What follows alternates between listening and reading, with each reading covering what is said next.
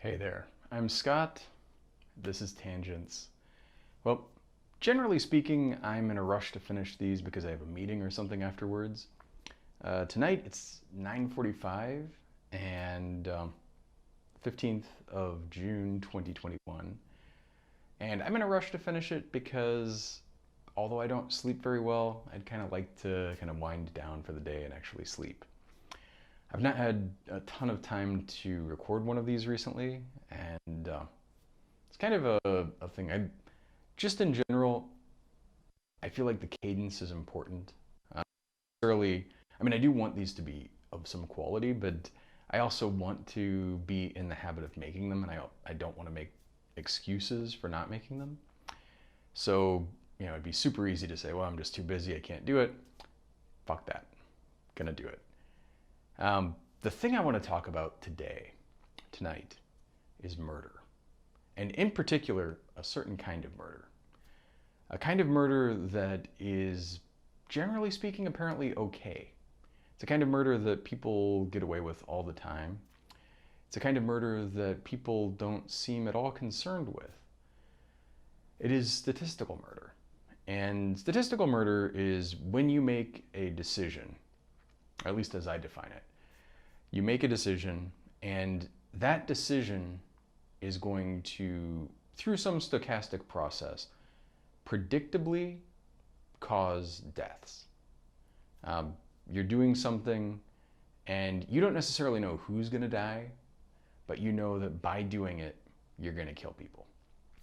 This could be pushing opioids and making shit tons of money, and knowing in the process that a bunch of people are going to overdose. You don't know who's going to overdose, but you can say definitively, predictably, with a great deal of confidence, that the decision to push that stuff is going to lead to people's deaths. Now, we all do things statistically more or less likely to hurt other people, just through chance in our lives. If you're texting while you're driving, not very great increase in your risk, but there is an increased risk. And if enough people do it, then you're certainly committing a small statistical murder in that regard. That is something that I'm not going to address today, and I'm not really talking about that kind of thing. I'm talking about like the big stuff, where people, especially people in government, but people running big corporations, make decisions, and they do these decisions knowing that they're going to kill a lot of people and potentially create a great deal of suffering. Simple examples, obvious examples, anything to do with climate change. If you're the CEO of Exxon or BP or any of these companies, any of the executives, these are people who have known basically my entire life that the stuff that they were doing that was enriching them was not necessarily ending our civilization, but certainly screwing over a bunch of people in a very big way.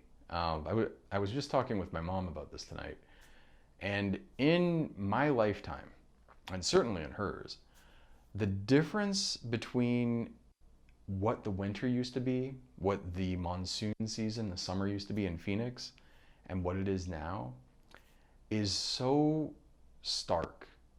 Now, granted, it does happen kind of piece by piece. Big things tend to happen slowly and then all at once. It's been slowly. A lot of things are accelerating there, but on a year-to-year basis, kind of forgiven for, especially given that there are fluctuations anyway, you could be forgiven for thinking, oh, it's not that much different. But when I look back, say 20 years ago, when I look back to the summers when I was in high school, the difference is remarkable. And what's really staggering about it is that right now we're about 1 degree Celsius, I think, above the pre-industrial global temperature average. We're not doing anything to slow down, and we're definitely on the way to at least probably a couple more degrees Celsius. This 1 degree Celsius, and again, you have to be careful because 1 degree doesn't sound like that big of a deal. it's 1 degree on average, which means that, the extremes can be much greater, and they are. Um, but the average there isn't that great. It's just sort of an average over a bunch of, places. The average near the equator doesn't necessarily even have to increase that much. The average near the poles can go up starkly. It's ridiculous when you look at how much the ice caps are being impacted already. Glaciers that were there for generations just kind of withering away. Things like this, and this is all essentially our doing. Now we can pretend, oh, we don't know, it's like, oh, there's some doubt. This is fake doubt. This is a situation where we pretty much know what we've done, pretty much know what we've caused, and we're continuing to do it. And the thing that's annoying is, I think back to that probably the best PowerPoint that I've ever seen, the Al Gore movie.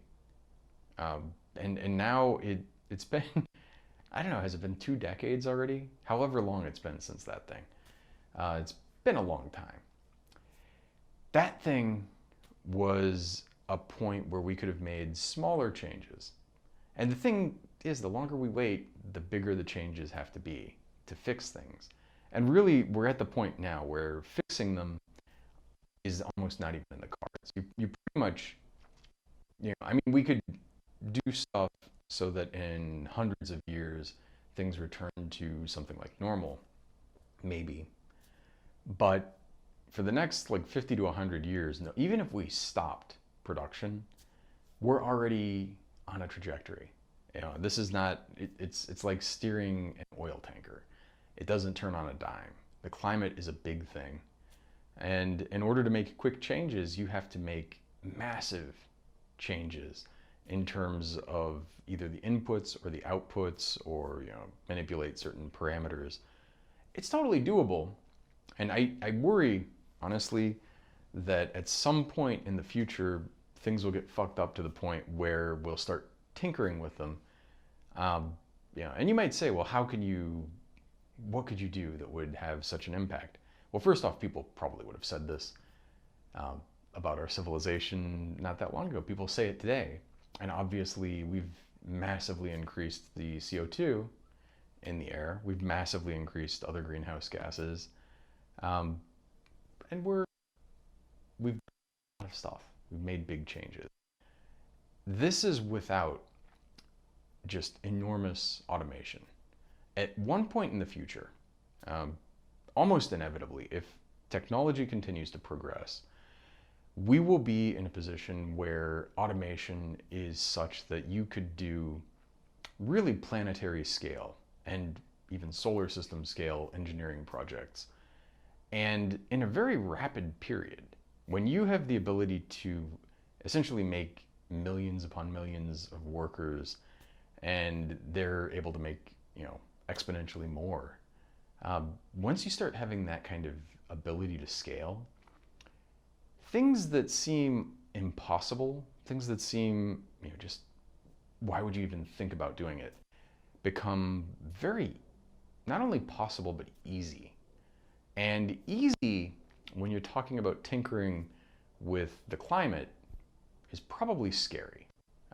If you can do stuff, especially given that there's lag, you can make some changes, and those changes will have an impact going into the future. You could imagine, either seeding the stratosphere with sulfur particles, or doing something like, decreasing insulation by putting a bunch of space mirrors up. Lots of things like this will have an impact that will last, and they'll have an immediate impact perhaps, but they'll also have a cumulative effect over time. And if you overdo it a little bit, you could push us into an ice age. You could create a snowball Earth. You could do all sorts of things. And those things, I think we're at a precarious point in history. I guess everybody kind of thinks this. It's kind of part of the human condition to think you're at the end of a civilization. And I don't know that we are, but I do think we're at an inflection point. much more so than most other points in our history. We're at an inflection point, and this point has a few paths open to us. And some of these paths are actually pretty nice, and some of the paths are really fucking awful. I'm not super confident that we're going to take the really nice ones. And the reason that I really am bringing this up has nothing to do with any of this stuff. It's all stuff that bothers me and that concerns me. But the thing that really gets to me, the reason that I'm talking about this now, is that today California has officially opened up, so to speak. They are now allowing people who are fully vaccinated, which includes my mom and sister. Yeah, very happy about that. Uh, they've been vaccinated actually since like December. My mom due to her age and my sister due to her profession. So they can go out unmasked. And potentially this is kind of cool. It's, I mean, best case scenario, and there's no guarantee that this will remain, but best case scenario, if you're vaccinated, you're at least protected, relatively speaking. Doesn't mean that it's guaranteed that you're not going to get sick. It doesn't mean that we're not going to evolve a strain that could still infect you or, cause harm. Although the tendency, of course, with host parasite evolution is not towards pathogenesis. It's, toward things being, less of a big deal. So there's some hope that, maybe as COVID evolves, it'll just become less and less of a big deal. But it's also possible that it could, that's like on a long time scale. In the short term, it's possible to have a couple of mutations and then, we're able to really quickly spread through the population. And now you have a bunch of maskless people that we can spread through. And we can also bypass all of the protective immunity that people have either through vaccination or natural infection. So now we get to, that's a possibility. Hopefully it doesn't happen. I have no idea whether it will or not, but I do know that we're essentially committed to that path at this point. It's just, if it doesn't happen, it is simply the fact that that evolutionary leap that it would have taken is just not attainable, because any mutations that get anywhere near where it needs to be are fatal. It's like the one thing protecting us, that what you need is probably, a pretty significant change in structure of the spike proteins on the surface of the virus. And, those things tend to be conserved because, there are many solutions, but if you deviate very much from one, then it's much harder to actually work to infect cells. So even if there's a solution over here that works better, you get trapped in a local minimum and you can't get out. Not a guarantee. It's really a gamble. And I think the thing that bothers me is not, my mom and sister, if they don't want to go wear masks in public, it's fine, I guess. But the problem is there are so many people who do not want to get vaccinated and do not want to wear masks. And these people bug the shit out of me. The thing that kills me here is, first off, the vaccine, not that big of a deal. It's a medical miracle, frankly, that we have this technology. When I was first taking virology as an undergrad, not to date myself, but this was something that people were like speculating on, like maybe one day we could do this. And today we have the technology that we can print mRNA with an arbitrary sequence. You can, make very safe vaccines with it, and very effective vaccines with it. And it's annoying, frankly. I run into people, granted on Twitter, but still they're people, who think that this vaccine is untested or like super risky. Really, there's nothing in it that's particularly new. The only thing that is a little bit different is the particular sequence in the mRNA, and thus the protein that is going to be transferred from that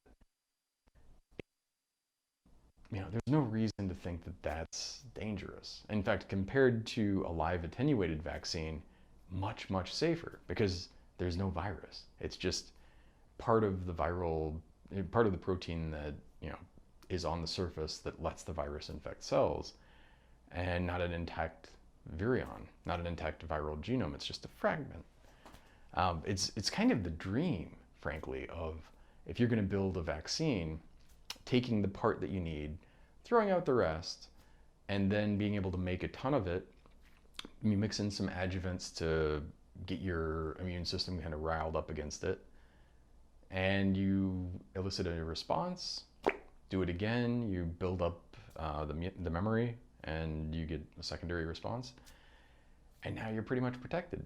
It's annoying how, and I'm not saying, like, granted, nothing is risk-free, but being someone with a little bit of expertise in this area, it drives me fucking insane to see all of these people who I've read articles. I want to just fucking like, rip my hair out when I hear people say this shit. You have people, and I understand, like, they think they're informed, but it's so easy on the internet to find so much bad information. And you can find bad information from people with credentials too. This is kind of a terrible thing about the internet. Now, granted, they may be the minority, and it may be that like 95% of MDs are vaccinated already because they knew this shit is good. This is a safe thing. This is a thing to do. But you can find that 5% who are just crackpots, and a couple people in there make videos. I mean, there's almost zero barrier to entry to putting a video on YouTube. And if you're going to sit there and say things that elicit a response that is going to get you some views, get some audience retention, you can definitely do that. And if you have credentials and you're telling people what they want to hear, all the better. I have in my Twitter pinned tweet, I have a list of essentially questions that I've answered.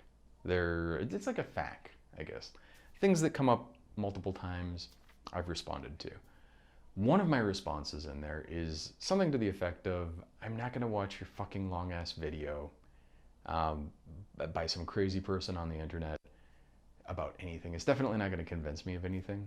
If you have something that you want me to read, I'll do that. You want me to, and I'm not saying that I'm going to read like thousands of pages of articles, but I can at least skim. You can go through a huge corpus of text in a pretty short period of time. Whereas video, even if there's good content in there, and most of the videos that people share with you is shit, even when it's by somebody with credentials, and even when it's by somebody who, should know better, there's a ton of bad shit out there. It's just embarrassing. It's staggering, frankly, how much crap there is. The internet, not to refer to Bo again, but a little bit of everything all of the time. Can I interest you in, like, literally anything that you can think of, you can find on the internet.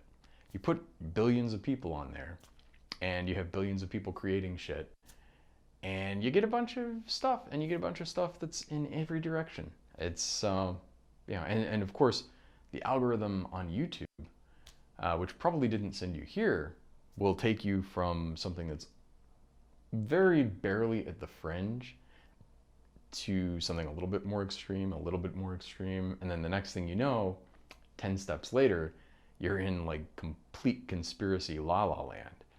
And you've gotten there on a path that, I'm not saying it's compelling or convincing, but it definitely, it's rewarding you for watching. It's taking tiny steps, and then it gets you to a place that's just fucking nuts. And trying to be diplomatic with this, but it's hard because some of the stuff that I hear people say and that I have people, discuss and argue, it's just so wrong. I'm not saying that I'm right about everything by any means, but there are certain things that I am an expert on There are certain things that I know a fair bit about, and then you have people tell you stuff, and you just, like if I was talking about football, there are things that anyone who knows very much about football would immediately know I didn't know what the fuck I was talking about, because I don't. I have no. Football.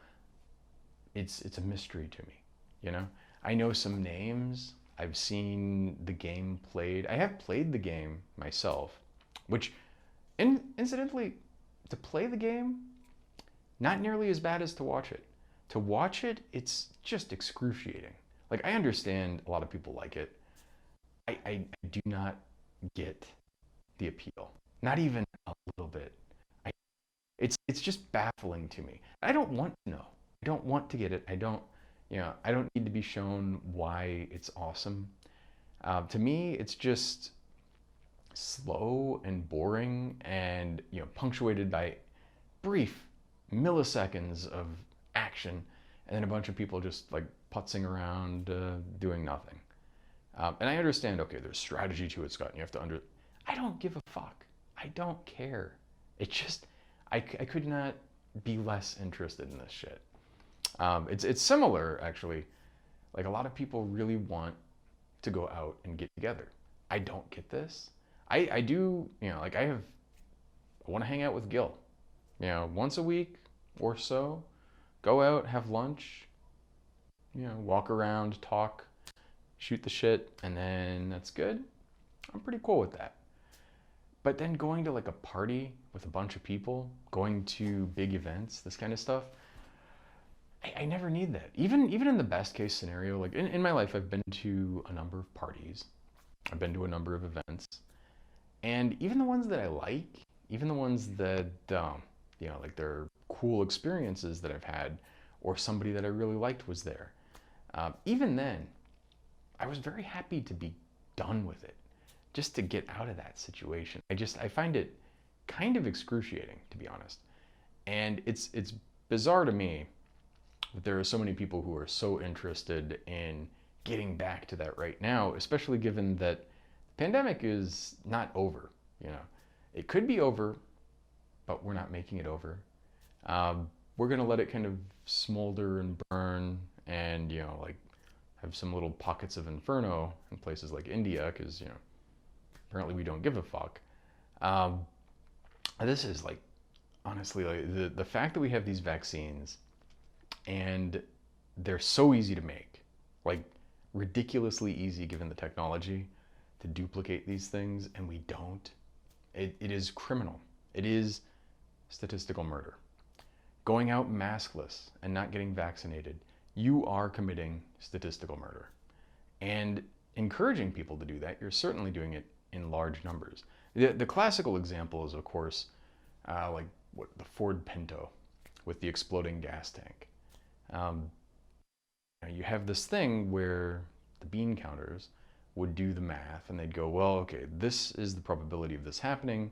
This is the number of the cars out here. You multiply these out over this much time. This is how much it's going to cost to, make a settlement, and blah blah blah. Versus this is what it would cost to do a recall and actually fix the problem. And you weigh it, and you're like, well, it costs more to actually fix it than it'll cost to do the settlements after people are dead or burnt or whatever. So they decided to do the settlements. Pretty fucked up. This is statistical murder. This is kind of the archetypical example of it, but you can go through so many things. I mean, the American healthcare system, just in general, if you can call it a healthcare system, is just case after case of this kind of shit. Pharmaceutical companies charging people ridiculous amounts for recombinant insulin, which again, made in a process that is so simple. Like developing the technology for it was a huge investment of public money, by the way. But now that it's done, it's literally just growing shit in a vat and purifying it out. And we've built technology to make purifying it out super simple too. And there are even better ways to do it. But, it's cheap as beer, literally. And you don't need like a full pint of it. You need tiny little bits of it. And yet, it's ridiculously expensive.